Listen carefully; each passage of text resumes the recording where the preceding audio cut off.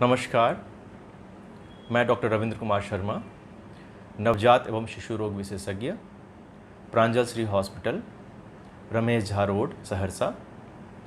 आज हम चर्चा करेंगे नवजात शिशु के बारे में। हमें क्या करना चाहिए और क्या नहीं करना चाहिए।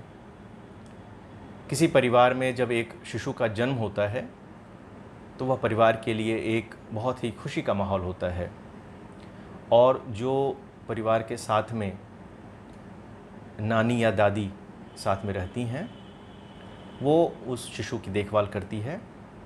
आज हम चर्चा करेंगे कि क्या तुरंत करना चाहिए और क्या प्रथम सप्ताह में जन्म से लेकर 6 से 7 दिन के बीच में क्या क्या करना चाहिए, किस बात का ख्याल रखना चाहिए। जब शिशु का जन्म होता है तो यदि वो नॉर्मल डिलीवरी हुआ है तो जन्म से आधे घंटे 1 घंटे के अंदर ही उसे स्तनपान कराने की प्रक्रिया शुरू कर देनी चाहिए। और बहुत सारे अस्पताल में आजकल डिलीवरी के समय ही शिशु को स्तन से लगा दिया जाता है। यह शिशु के लिए और माँ के लिए दोनों के लिए बहुत ही लाभदायक है और बहुत ज़रूरी है। लेकिन ऐसा देखा गया है, मेरा अपना अनुभव है कि अभी भी इस जानकारी को और इस बात को बावजूद बहुत सारे प्रयासों के अभी तक परिवार इस बात को नहीं समझ पाए हैं या इस पर ध्यान नहीं देते हैं। बशर्ते कि स्तनपान कराया जाए, वह अन्य अल्टरनेटिव व्यवस्थाओं पर जैसे कि पानी देना, चीनी पानी देना, मिश्री देना इत्यादि पर ज़्यादा जोर देते हैं, या गाय का दूध देना, जो कि वैज्ञानिक तौर पर सुझाव नहीं दिया जाता है। अतः जब भी शिशु का जन्म हो, यदि नॉर्मल डिलीवरी है तो 1 घंटे, आधे घंटे, 1 घंटे के भीतर ही स्तनपान कराना शुरू कर देना चाहिए। बावजूद इसके कि दूध आए या नहीं आए, यह महत्वपूर्ण नहीं है।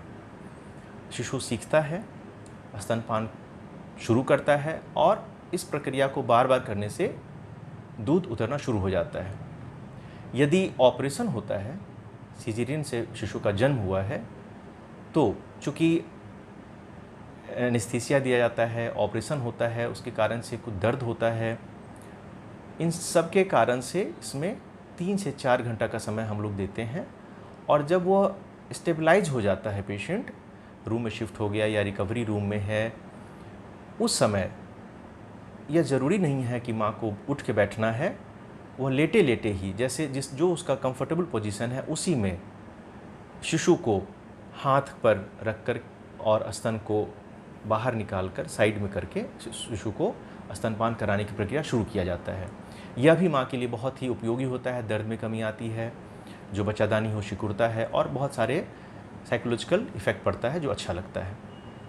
ये भी अभी तक जो हम लोग देखते हैं, इस पर भी जो माँ के साथ में गार्जियन रहते हैं इस बात पर ध्यान नहीं देते हैं।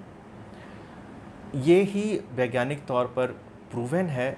और जैसे उदाहरण के तौर पर किसी भी इस प्रकृति में किसी का भी शिशु का जन्म होता है, वो अपने, जैसे गाय का बछड़ा होता है तो गाय का स्तन पिया जाता है, या किसी भी का, और ठीक इसी तरह से हम लोग मानव हैं और ये बहुत आवश्यक है कि शिशु को स्तनपान ही कराया जाए और किसी चीज़ की ज़रूरत नहीं पड़ती है।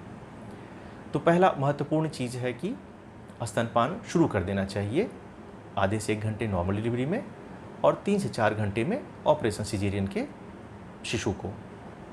दूसरा महत्वपूर्ण हम लोग सलाह देते हैं कि शुरू के 7 से 10 दिन तक किसी भी तेल मालिश की आवश्यकता नहीं होती है, और उससे लालीपन, दाना निकलता है, फुंसियाँ निकल जाती हैं, वो ज़्यादा कष्टदायी होता है। इसलिए तेल मालिश करने की बहुत ज़रूरत नहीं है। जहाँ तक स्नान कराने की ज़रूरत है, वो वैज्ञानिक तौर पर भी और ऐसे भी हम लोग इसको अलाउ करते हैं, वो अच्छा रहता है। आप उसको हल्का सा गुनगुने पानी में दे पोछे या स्नान कराएं, बहुत बढ़िया है। तो शुरू के कुछ दिन में तेल मालिश की आवश्यकता नहीं होती है, नहीं करना चाहिए। काजल लगाने की आवश्यकता नहीं है।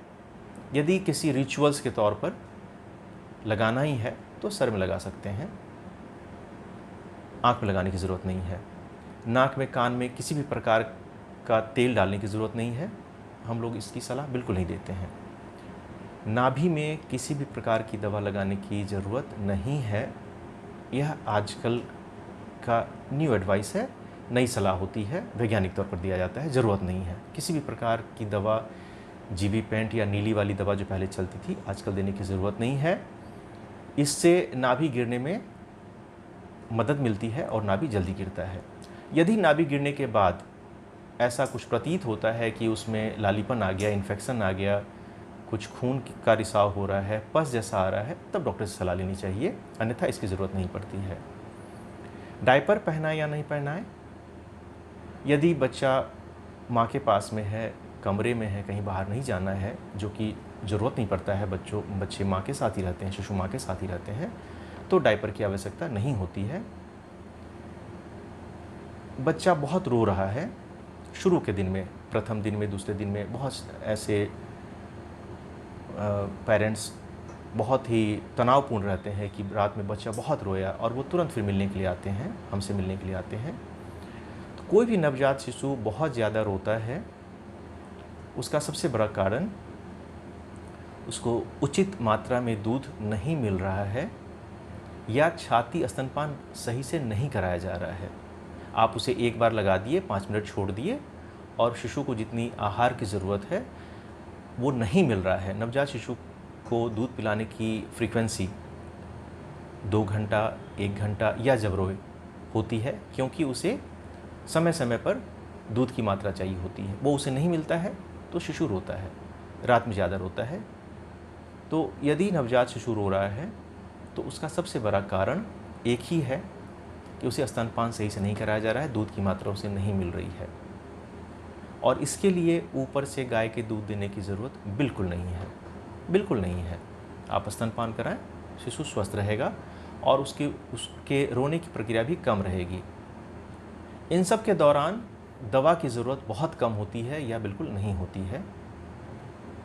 किसी भी प्रकार की दवा दी जाती है तो डॉक्टर सलाह देते हैं, अन्यथा दवा की ज़रूरत नहीं होती है।